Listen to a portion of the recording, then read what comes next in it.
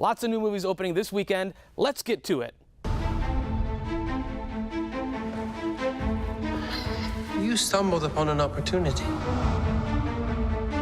I can make you rich. Rich enough to impress a princess. What would I have to do? There's a cave of wonders. Bring me the lamp.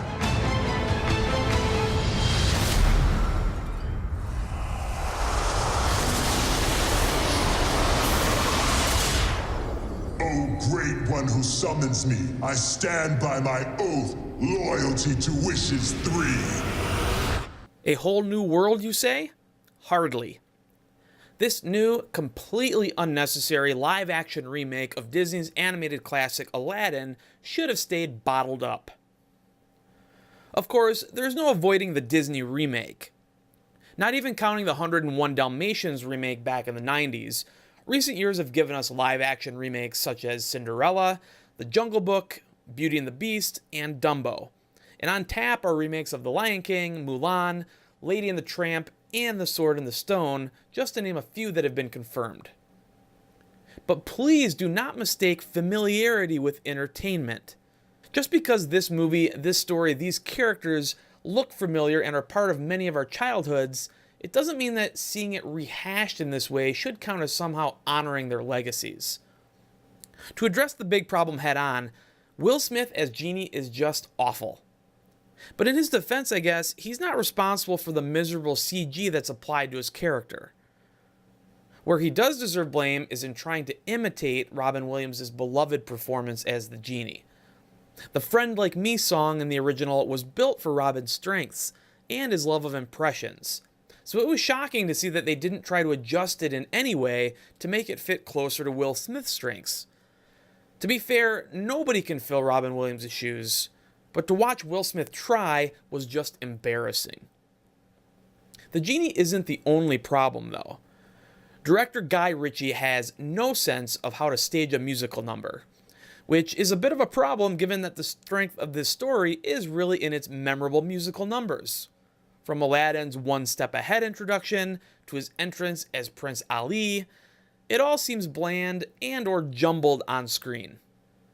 And the magic carpet ride of A Whole New World is anything but magical.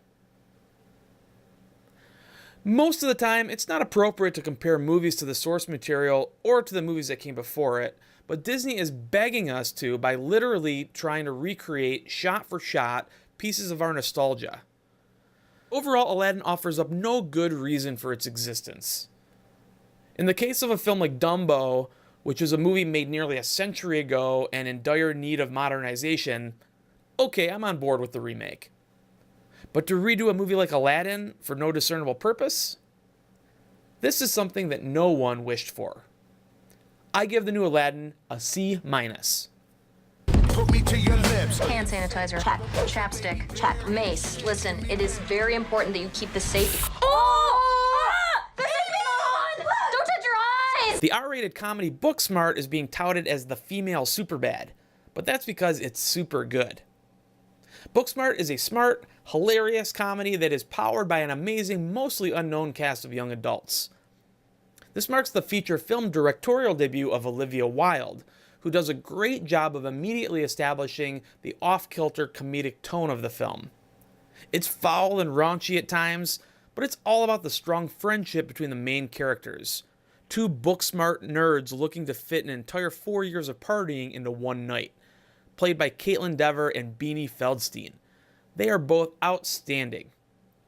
It's also important to point out that this is a movie about female friendship, directed by a woman and written by women.